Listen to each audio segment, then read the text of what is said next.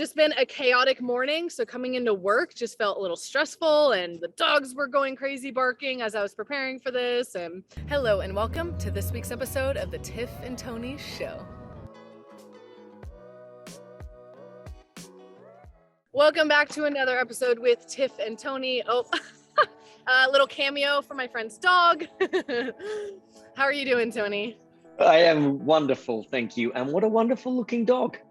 He's cute. A very beautiful dog, and he's very cute. That's Cyrus. Nice. Cyrus. Nice. So where are you today? Because you look in a place that's stunningly beautiful. Yes, it is very beautiful. Yes, it's very beautiful. So I am working at a park today, and that's the Deschutes River behind me. I'm in Bend, Oregon still.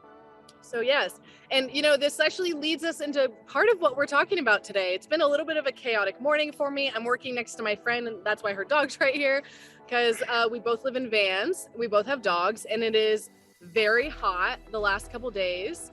And so I basically have to be outside with my dogs working.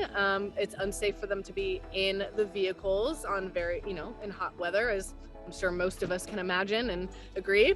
And so, yeah, it's just been a chaotic morning. So coming into work just felt a little stressful, and the dogs were going crazy barking as I was preparing for this. And so basically what we're talking about today is how to handle stress when you have zero control over the external circumstances that are causing the stress. Yes, what a great conversation to have, because especially in today's world, right? We need this. There is so much external issues going on in the world about us. We can read the news, we can get in the morning and just be busy, tons of stuff. So tell me, how do you deal with stress when you seem to be out of control in the outside world? Just take this circumstance, for example. One of the things I did just a few minutes before logging on to record this with you, Tony, is I reminded myself that as much as I'm stressed out about the circumstances, I'm also getting to work outside by the river.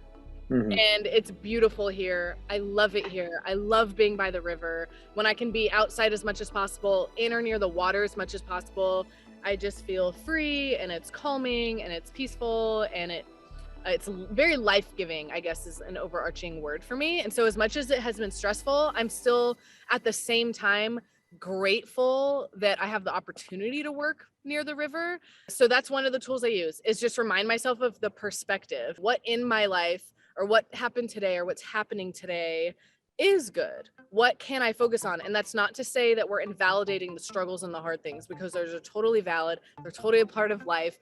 It's still a fact that probably all summer on and off, I'm going to be dealing with the stress of the heat and having dogs and living in a van. And also, I'm still in a place I love. I have community here, and I get to work with my friend. I don't always get to have a work date with a friend. And so that's really fun too. And so having that perspective, and then also before and after, like maybe if a stressful thing's coming up, how can I prepare for it? How can I self-care prior to the stressful thing? How can I self-care after? Maybe that means for me, after we get off this recording, jumping in the river, go swimming, because swimming to me is one of my favorite things in the whole world. The water's nice and cold. It'll be refreshing. And I'm going to get to hang out with some friends later. So I'm being able to kind of reframe, which is something that we talked about a couple times last month. I'm sure you can hear my dogs barking in the background because there's people walking by. So yeah, those are some of my tools. So Tony, same question to you, and also what observations and do you have, and what do you think? You said a couple of things there which were important, and you mentioned it, reframing. We've talked about reframing before, but reframing doesn't just happen internally about emotions and looking at things. Reframing is the external world around us, right? How can we look at things differently, even in a stressful situation? Because the external world is happening, but that doesn't mean we have to kind of totally submerge ourselves in that external world. We can sit there and re-look at that. But the other thing you said, which was really important, is being thankful. And I'd like to add to that, and that's being appreciative. So we can be thankful for the things that we've got, but I think there's also this thing that we can look at the outside world and appreciate what we've got around us, and appreciate, like where you're sitting there, you said this, being outdoors by a river, just being in a sense of appreciation for what you have in a stressful situation. Being an appreciation for, a house that I've got, nice roof, air conditioning, that it's sunny out, that I'm doing what I get to love to do. I think appreciating things changes our perspective. And that's what reframing is about, right? It's about changing perspective. So I do much the same. I am finding that I find things to be appreciative for. So I'll step outside and I'll just take a deep breath, right? And I'll go, I'm so thankful that I live in a peaceful neighborhood. I'm thankful that I'm able to walk down the street without being in danger or without being threatened. I appreciate being surrounded by trees. I appreciate my family. There's so much that we can find to be appreciative of. And I think that just calms the nervous center, right? It just calms us down and brings us back into balance, that we can see that stress is a good thing, because stress is there to create action. Stress is there for us to do something with, right? And so we've got to look for that signal and go, okay, what is the stressor and what can I do about it? And if it's outside of your control, it's almost like, okay, but the thing I've got to do with that is let it go. But if it's inside of my control, if it's something that I can act upon, then that stress is a good thing, because it says, take action on this. And so away we go, we take action on it. So I look for that very much on the differences between what am I in control of, what am I out of control of, what can't I control. If I can't control it, then I'll find a way to then deep breath, right? Appreciate what's around me, be thankful for what's around me, and then move on with what I can't control. Yep. And the word that's popping into my head is decompress.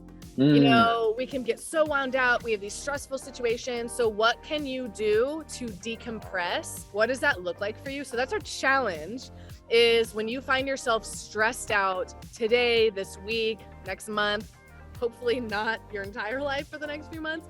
What can you do to decompress? How can you shift your perspective? What can you be what can you be thankful and appreciative of? And what self-care can you do to help you cope through the stress? And also think about support systems. Do you have people in your life? Do you have close friends that you can even vent to? Do you have a therapist that you can process your thoughts and emotions with? Who can you reach out to? Your support network as well. Yes, I love that. And just adding into that, this idea of meditation. And everyone looks at meditation as this. I can't do meditation because I just don't have the time to sit quietly, or do the meditation. But I challenge that and say, yes, there is meditation where you're sitting there still for 5, 10, 15, 20 minutes, 30 minutes, a couple of hours, whatever. There is that meditation. But there is also a micro meditation, and that micro meditation is just 10 seconds of right, and just breathing and feeling what's in here. I think people miss that, and micro meditations through the day really do calm things, right? They really do calm things and settle the nerves. That deep breath slows things down within the body. And then that slows that stress response down. So taking that deep breath and having micro meditations, I think, is another important factor too. And I would challenge you to catch yourself through the day and to see how many times you can have micro meditations. I love that. That's something that I forget about. I've used that as a tool in the past, even though I didn't really call it a micro meditation. And so thank you. That's a great reminder for me. I'm going to use that a lot today and probably this week. It's gonna be hot all week. So that's our challenge. Thank you so much, Tony, for these tools. And we will see everyone back here next week. Yes. Thank you very much. See you later. Everybody. Thank you so much for joining Tony and me in this week's episode of the Tiff and Tony Show. We hope you feel encouraged and motivated to keep growing with us. If you like what we do here at PureGame, one of the best ways you can support us is by liking and sharing this video with your friends on social media. You can also subscribe to our YouTube channel using the button directly below this video on YouTube, and you can donate at our website, www.thepuregame.org. And with that, we'll see you right back here next week.